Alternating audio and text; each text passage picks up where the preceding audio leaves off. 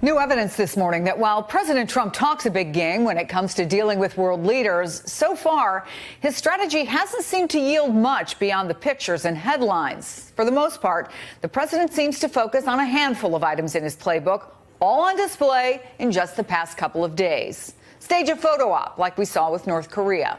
Make vague promises of some future deal, as we saw with China. And if things aren't going well, threaten violence. We're seeing that with Iran.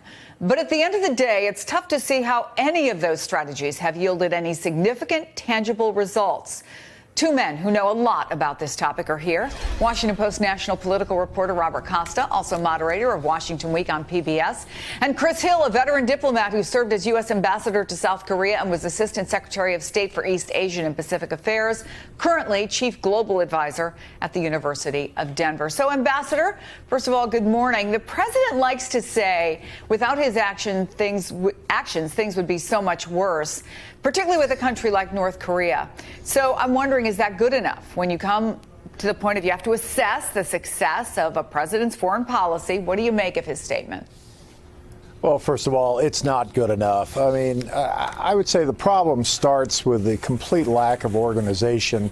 We have a National Security Council that basically doesn't meet. We have a National Security Advisor who has his own ideological approaches to things. We have a Secretary of State who does a lot of traveling but doesn't seem to be able to make much use of the State Department. So essentially, we have a president who confuses. I mean, this is not for him, he doesn't understand it's a team sport. He thinks it's a family picnic. So what we see of a lot of his kids and his, son-in-law, I mean, it's rather chaotic. And it would all be okay if the world didn't have a lot of problems and if the world wasn't seeing this. And the world is very clearly seeing that we have a foreign policy apparatus in total disarray. Yeah, Bob, your latest article, in fact, talks about the way the president draws a line in the sand, but then he backs down when he's behind closed doors with these leaders. Tell us a little more about that. The president has been engaged in a trade war with China for many months now. But when he went to the G20 meeting, he made some concessions on Huawei, the Chinese telecommunications giant, and the trade war was effectively scaled back. The president trying to keep his relationship with Chinese President Xi Jinping. And you see the president also hearing from Republicans on Capitol Hill, back off of these tariffs, back off of these pressures on China. And so when he did go in the room, it wasn't about taking that hard line with the president of China. It was about maybe walking away from that hard line and trying to jumpstart the talks. And a lot of people made note of the fact that his national security advisor was in Mongolia while the president was at the DMZ ambassador. However, there are people working on these issues. Mike Pompeo, apparently, on North Korea. We know there's a whole host of people who are talking to China. But I wonder, are these negotiations at all aligned in any way with the president's actions, or do the two seem just completely disconnected? Well, they do seem disconnected. I mean, certainly the idea of the president meeting with Kim Jong-un, I mean, it's a little much because, after all, this is really what the North Koreans want to get. They want to get this kind of international standing. And in the meantime, we've gotten very little from the North Koreans. But I guess what bothers me is the lack of organization. I mean, what are we actually proposing to them? What do we want to see? There was a piece the other day in the press about how the Trump administration is now talking about some kind of freeze. Well, you don't have to go to Singapore or Hanoi or the DMZ to get a freeze in weapons programs. And what that would really mean is we've accepted North Korea as a nuclear state.